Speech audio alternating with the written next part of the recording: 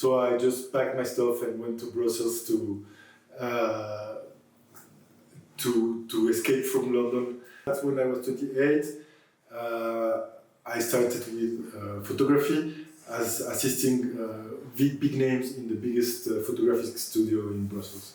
Then I became the personal assistant of Karel Fonteyne, who was one of the biggest photo artists also at the time. So he was both commercial and artist, big figure in the Belgian scene when I was that age at that time. After several years, I assisted him. I opened my own studio to do commercial photography, and I started doing artistic photography.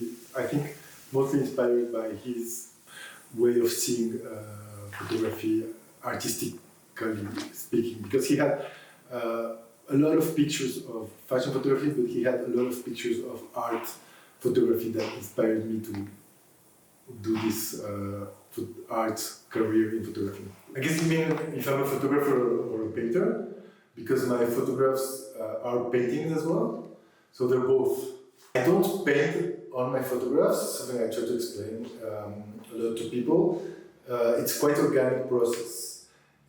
I manipulate the paper so the ink prints liquid on the paper. And this allows me to manipulate the ink as painting on the paper during the printing process and after the printing process.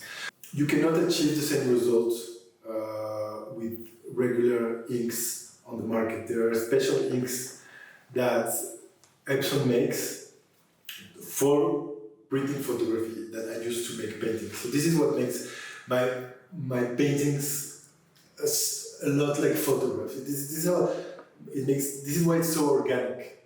So I'm somebody that views that is inspired by my own experience.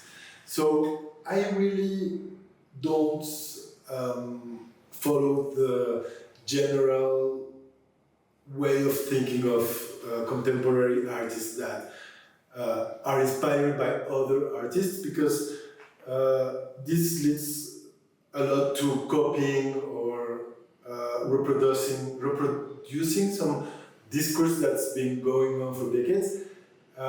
It's very risky for me to do this because people are able to sell better their ideas and their works of art if they reference other artists. So this is like the easy path for most artists.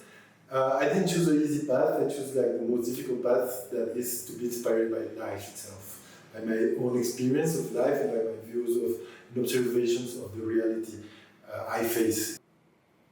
I find the silhouettes, the body, the presence of woman really beautiful. It's the most beautiful subject I ever had to approach.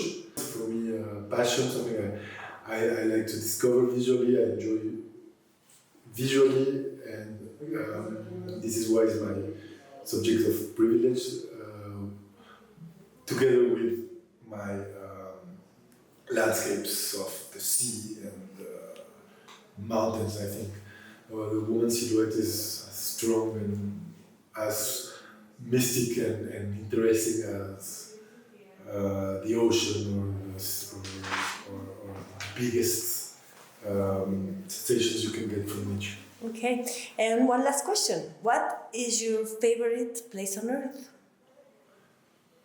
My favorite place on earth is my own head. Your head?